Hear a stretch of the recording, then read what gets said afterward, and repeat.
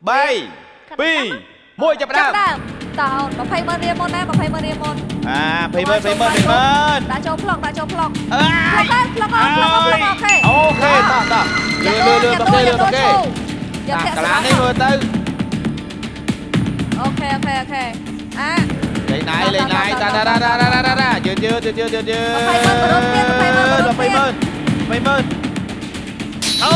យក៏បញ្ញាប់ពេក ពេលវេលារបស់យើងនៅសល់ត្រឹមតែ30វិនាទីចុងក្រោយតែប៉ុណ្ណោះមួយណា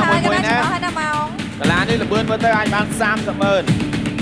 ប៉ុន្តែមិនទាន់ប្រកាសទេ អូខេល្អ22រ៉ាយក30ម៉ឺនដែរបានដែរលេងណៃ30ម៉ឺន40ម៉ឺន40ម៉ឺនតោះ40យកបានអត់យកបានអត់9 8 7 6 5 4 3 2 1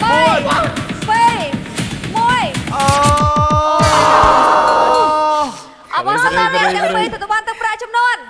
30ស្មើអគ្នាបអរសាទរ